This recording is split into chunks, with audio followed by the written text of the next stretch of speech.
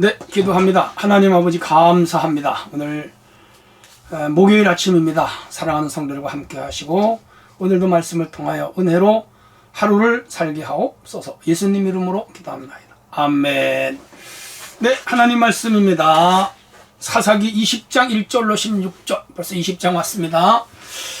제가 읽을게요. 이에 모든 이스라엘 자손이 단에서부터 브엘세바까지와 길르앗 땅에서 나와서 그 회중이 일제히 미스바에서 여호와 앞에 모였으니 온 백성의 어른 곧 이스라엘 모든 지파의 어른들은 하나님 백성의 총위에 섰고 칼을 빼는 보병은 40만 명이었으며 이스라엘 자손이 미스바에 올라간 것은 베냐민 자손이 들었더라. 이스라엘 자손이 이르되 이 악한 일이 어떻게 일어났는지 우리에게 말하니 레위 사람 곧 죽임을 당한 여인의 남편이 대답하여 이르되 내가 내 첩과 더불어 베냐민에 속한 기브아에 유숙하러 갔더니 기브아 사람들이 나를 치러 일어나서 밤에 내가 묵고 있던 집을 에워싸고 나를 죽이려 하고 내 첩을 욕보여 그를 죽게 한지라.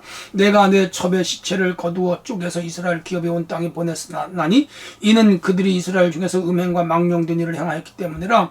이스라엘 자손들아 너희가 다 여기 있은즉 너희의 의견과 방책을 낼지라 하니라. 8절 모든 백성이 일제히 일어나 이르되 우리가 한 사람도 자기 장막으로 돌아가지 말며 한 사람도 자기 집으로 돌아가지 말고 우리가 이제 기브아 사람에게 이렇게 행하리니 곧 제비를 뽑아서 그들을 치되 우리가 이스라엘 모든 지파 중에서 100명의 10명, 1000명의 100명, 10,000명의 1000명을 뽑아 그 백성을 위하여 양식을 준비하고 그들에게 베냐민의 기브아에 가서 그 무리가 이스라엘 중에서 망령된 일을 행한 대로 징계하리라 하니라. 이와 같이 이스라엘 모든 사람이 하나같이 합심하여 그 성을 치려고 모였더라. 12절 이스라엘 지파들이 베냐민 온 지파의 사람을 보내어 두루 다니며 이르기를 너희 중에 생긴 이 악행이 어찌 됨이냐. 그런즉 이제 기브아 사람들 곧 그 불량배들을 우리에게 넘겨주어서 우리가 그들을 죽여 이스라엘 중에서 악을 제거해 버리게 하라 하나 베냐민 자손들이 그들의 형제 이스라엘 자손들의 말을 듣지 아니하고 도리어 성읍들로부터 기브아에 모이고 나가서 이스라엘 자손과 싸우고자 하니라. 그때에 그 성읍들로부터 나온 베냐민 자손의 수는 칼을 빼는 자가 모두 26,000명이요 그 외에 기브아 주민 중 택한 자가 700명인데 이 모든 백성 중에서 택한 700명은 다 왼손잡이라 물매로 돌을 던지면 조금 더 틀림이 없는 자들이었더라. 아멘. 네, 성도 여러분, 오늘도 사사기 말기 시대를 보여줍니다. 참 어두운 시대입니다. 폭력과 죄악이 난무한 시대, 하나님을 떠난 사람들의 특징입니다. 오늘 주제는 지파별 이기주의 공동체 파멸의 길, 그렇게 되겠습니다. 자, 어제 아침에 우리가 읽은 19장 말미는 그렇게 되죠. 이제 레위인이 자기 첩과 하인과 안을 데리고 자기 집 에브라임으로 돌아가다가 그만 날이 저물어서 기브아의 삿밤을 자게 되었는데 그 지역 불량배들이 와서 이 레위 사람을 내놓으라. 소위 남성이 남성을 욕보기는 그 정도로 소돔처럼 타락되었다 말씀드렸어요.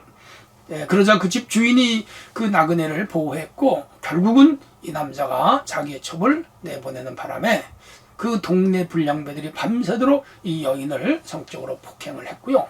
초죽음이 된 이 여인은 자기 집 주막으로 어떻게 왔어요.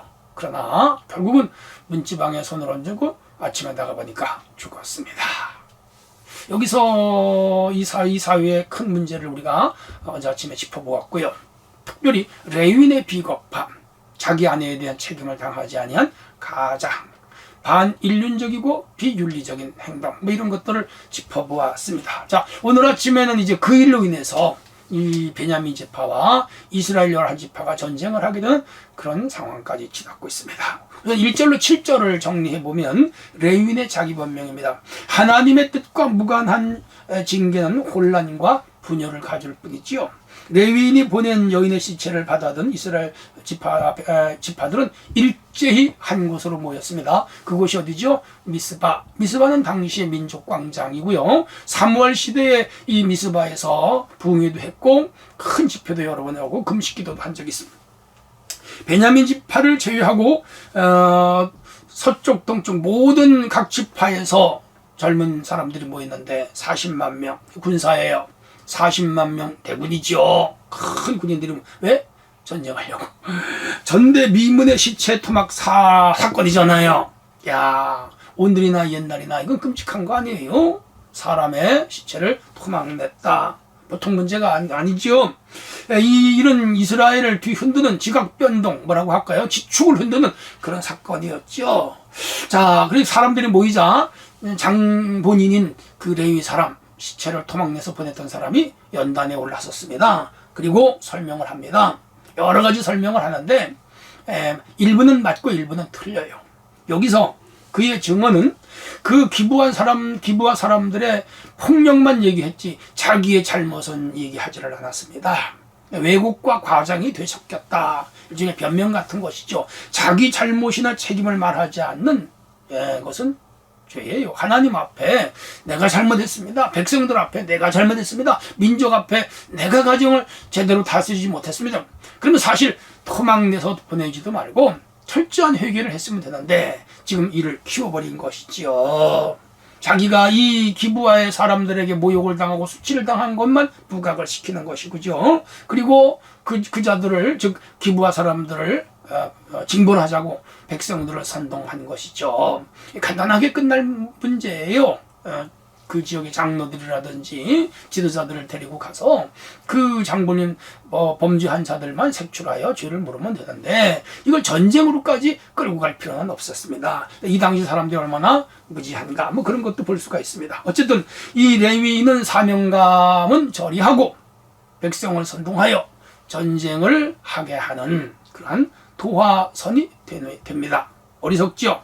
한 지도자는 국가를 평정하고 평화롭게 하고 안락하게 하고 백성들이 선하게 살도록 지도해야 할 사람이 자기가 악행을 저지르고 백성과 민족을 파멸로 이끌어가는 사람이 됐습니다. 오늘 우리는 어떻습니까? 우리 가정을 평안하게 끌어가야 됩니다. 나 때문에 직장이 혼란스럽거나 문제가 발생하면 안 됩니다. 나 때문에 우리 사회가 큰 혼란에 빠지면 안 되지요. 우리 믿는 사람들은 나로 인해서 내 가정, 내 직장, 내 사회가 평안해. 특별히 내가 섬기는 교회에 내가 분란을 일으킨다거나 문제를 야기시킨다거나 교회를 뒤숭숭하게 한다거나 어지럽힌다? 그건 아니에요. 우리는 아주 평화롭고 은혜롭고 모든 성도가 즐겁고 행복하게 신앙생활할 수 있는 그러한 역할을 모두가 감당해야 됩니다. 자, 8절로 16절의 내용은 레위인의 증언을 듣고 분노했습니다. 이러면 안 돼요. 율법 신명기 19장 15절에 보면 어떤 사건이 있으면 반드시 3명의 증인을 보내야 돼요. 2명이 있으면 입을 맞출 수 있거든요. 그래서 3명을 보내서 이것이 사실이냐 이것이 아니냐 이렇게 해서 그 사실 증거를 가지고 와서 이제 해결을 해야 되는데 증인을 안 세웠어요. 그냥 일방적으로 한 사람 말만 들은 거라. 오늘날도 그래요. 우리가 공동체 생활을 하다 보면 한 사람의 말을 들으면 안 됩니다. 그건 자기 주장이에요. 주장을 사실을 믿으면 안 됩니다. 2사람 내지 3사람의 이야기를 들어보고 사건의 전모와 앞뒤를 물어보고 알아보고 그것이 옳은지 틀린지를 알아내야지 한 사람의 말만 듣고 분을 내거나 화를 내거나 행동을 하면 안 되죠. 이 40만 명이 모였는데 다 어리석어요. 자, 그래서 이 증언만 듣고 기부와 사람들을 치지 않고는 우린 집에 가지 않겠다 결의를 했는데 이런 결의는 하면 안 되죠. 죄진 사람만 쳐야지 왜 멀쩡한 다른 사람을 칩니까? 자, 이렇게 해서 그들이 이제 이들을 치겠다 그러는데 이것도 문제가 뭔가 하면 이 다른 나라하고 전쟁할 때는 에브라임 지파라든지 이런 단지파라든지 잘 협조를 안 했어요. 그리고 전쟁에 승리하고 나면은 와서 반드시 딴지를 걸었어요. 그런데 지금 동족이 동족을 치겠다는 데는 하나가 됐습니다. 이게 얼마나 나빠요? 아니, 다른 나라하고 싸울 때 앞장서고 동족을 치는 데는 빠져야지. 동족을 치는 데 하나가 되고 다른 나라를 치는 데는 빠진다? 말이 안 되죠. 오늘로 재해석을 하면 교회에 분란이 일어나면 그냥 열심히 뛰어들어서 간섭을 하고 전도하자, 복음 전하자, 뭐 이런 거 하죠. 안 하는 사람들이 있죠. 우리 한번 깊이 돌아봐야 됩니다. 자, 한편 베냐민 사람들은 자기들을 치려고 40만 명의 군대가 모였다는 소식을 알았죠. 그리고 그들도 군대를 뽑습니다. 26,000명 전투병, 한집하니까 얼마 안 되죠. 그리고 왼손잡이 그 돌멩이 물매 잘 던지는 사람 700명. 33,000명을 뽑아서 지금 대비시켜 놓고 있습니다. 이보다 먼저 이스라엘 지파 사람들이 이 베냐민 기브아에 가서 그 범죄자를 내놓으라 그랬어요. 사실은 안 내놨어요. 감싸고 들었어요. 그 범죄자들만 색출하여 벌을 주면 되잖아요. 그래서 그들을 감싸고 도는 바람에 결국은 이제 전쟁이 벌어지고요. 11지파 대 10지파의 전쟁에 누가 이겼을까요? 당연히 11지파가 이기죠. 베냐민 지파는 여기서 거의 전멸하다시피 해서 한 지파가 소위 궐이 나요. 사라지게 생기는 비극이 생깁니다. 자, 여기서 우리가 이제 생각해야 할 것이 있습니다. 결론적으로 정리하면 레위인의 왜곡된 과장선동에 어리석은 사람들이 넘어갔다.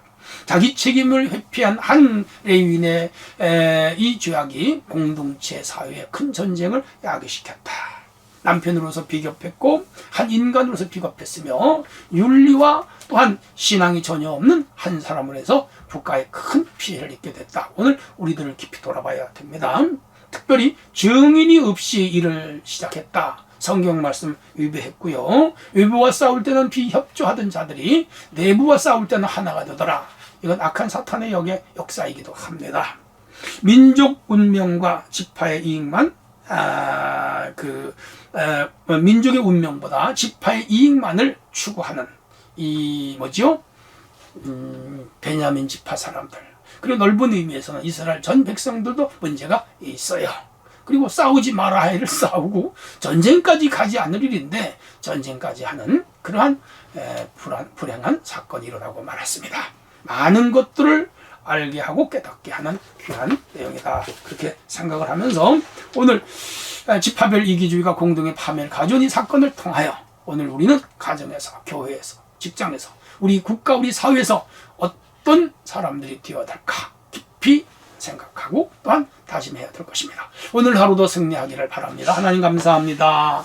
오늘도 저희들에게 사사기를 공부하게 하셨습니다. 이 내용을 깨닫고 잘못된 결정, 판단, 그리고 선동에 놀아나지 않게 하시고 온전한 한 하나님의 자녀 백성들로서만 살게 하옵소서. 예수님 이름으로 기도합니다. 아멘.